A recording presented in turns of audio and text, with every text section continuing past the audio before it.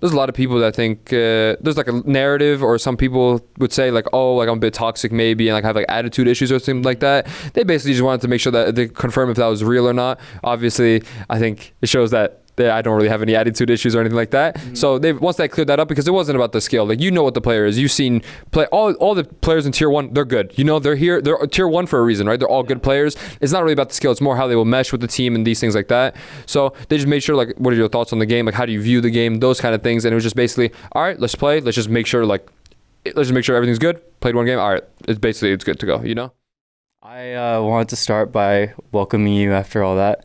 Welcome to VCT Americas. Welcome to the Tier 1 Americas. You played with T1. So just talk to me about what it's been like to be in Los Angeles, and then kind of experiencing the Riot LA studio.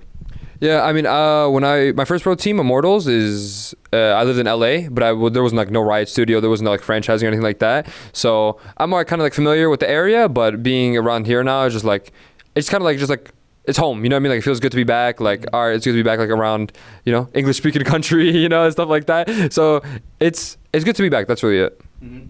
Yeah, what was that like being in Korea? Because I know you're pretty fond of like K-pop, or just like being in Korea, and you enjoyed your time there. So what was that experience like for you, and what are the major differences? I mean, the major difference is just the culture. Like, the culture itself, the way people, honestly, a lot of it is different. Like, there's Western culture, it's the Western world and the Eastern world is just two different things, honestly. I can go on and on about how much things are different, but I would say that, honestly, just Korea in general and just that culture, just I feel like it's fits me better, because I come from 2 immigrant parents, and that just like immigrant, like old style of like thinking about things and how work is, and the culture is really based on respect. It fit me very well and felt very natural. Honestly, it felt like my true home in life. I told my mom, like, it felt really easy for me to there. Like, if I felt more comfortable there than in America, honestly. Oh. Yeah, so it was very, I would go back instantly, honestly. You talked about the aspect of it being because of the respect aspect. Was there anything else that you feel like you fit, why you fit better in Korea as well?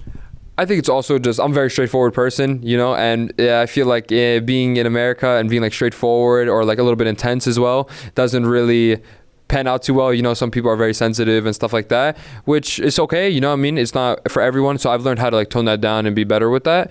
I did honestly used to when I was younger. I used to have like a really big issue of balancing that, like being too straightforward and those type of things. But now I have much more balance with that, and I feel like that's like no longer an issue. But there, it's just always being about straightforward and just work hard, like work ethic, everything, dedication and passion. Like, that's really the most important things. And a lot of the other things, like I would say traditionally, like here, it's like about being like a good teammate, being nice and vibe and stuff like that. That's not really valued there too much. It's more about, are you doing the job well? Yes or no?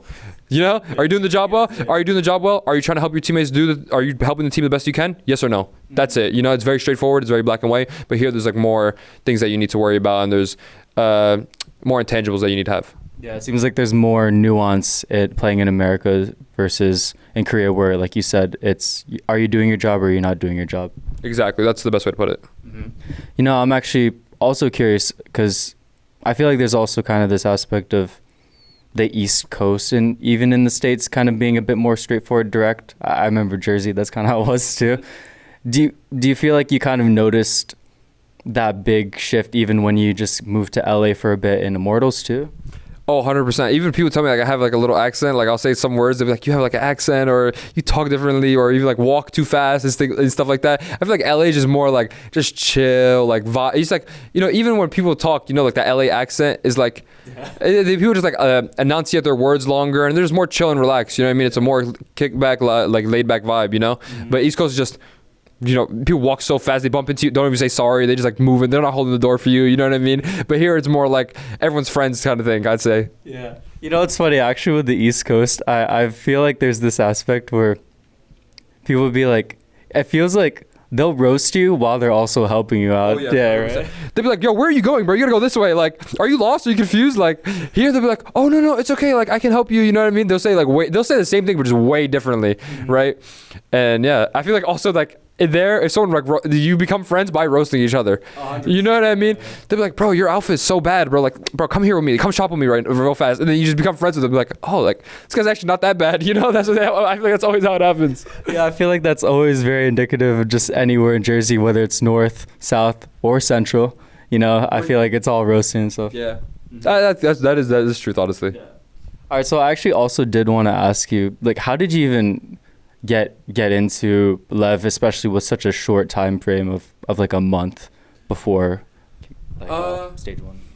Yeah, honestly, I told you I didn't really expect. I mean, for me, truthfully, after C9, I was like, okay, like I know I'm a pretty good player. So, and then people are kickoff. They're not every good team is gonna do well. Like it's just not gonna happen. Not everyone can do well. So I knew like like eventually a team was gonna make a change. So I was just like praying and hoping for that, which it did happen, right? But basically, just as simple as that. It's just Leviatan wasn't happy with the performance. They decided that they wanted to make a roster change, and that's just they asked me, and that was basically it. You know, that's really how it happened. It wasn't like anything like that. Did you have to do any trials, or was it just more so they just messaged you and said, we want you on the team right away? Like, how was the whole process getting onboarded?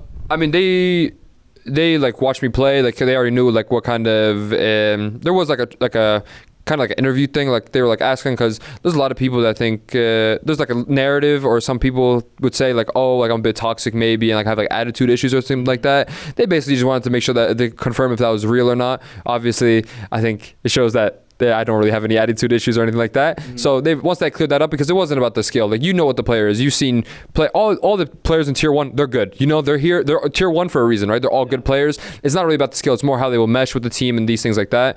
So they just made sure, like, what are your thoughts on the game? Like, how do you view the game? Those kind of things. And it was just basically, all right, let's play. Let's just make sure everything's good. Played one game. All right, it's good to go, you know? Mm-hmm. That's really it. Yeah, it seemed like there was that little interview process just for you to kind of explain kind of the reasoning why it can come across that way, and it was more so just explaining that's kind of just like the upbringing, where it's kind of more very straightforward instead of kind of trying to dance around and kind of find the nuances. Yeah. Would you say that? Also, like that's the truth. Also, the head coach of Leviatan, Idapada, he was my coach on TSM at one point as well. So he could also see the growth that I made from TSM till now, because back then I was 18, 19, 20, around that age, you know. I mean, I'm 21, turning 22 now, but during that time of being like 18, 19 and 21, 22, I learned a lot. I've grown up a lot. And back then I would say like I was a bit toxic. I was like not really a great teammate, you know. But I think now he sees like the evolution and the change and the growth that I made, not as a player, but also as a person. So he's like, okay, like I can see that now. You're not just saying it. He sees it, and he's very, I mean, he sees like, okay, yeah, like he's not the same player like in that anymore. And, you know, I'm willing to work with him now, and they're happy to work with me. What are those things that you feel like you dial back on comms, like, or just in general now compared to before? I would say, I mean, honestly, when I was on TSM, I was on antidepressants at the time. Like, I wasn't even the same person. I was literally depressed in my life. So, like, those at a game, it's really hard, especially at a young age. Like, at a game, issues really do affect you in game for most people. For me now, I can distinguish that and really, you know, you mature and you get used to it more. You get more experience. You know how to deal with those things and deal with those outside factors. But being literally depressed is not gonna. You're a different person. You know what I mean? Yeah. So I was just literally a different person back then, and now I'm no longer depressed. Clearly, and I'm just not clearly, but I'm no longer depressed, and I'm much like happier person and just mentally stable. Yeah. So it's easier to be a good teammate when you're mentally stable compared to when you're not, right?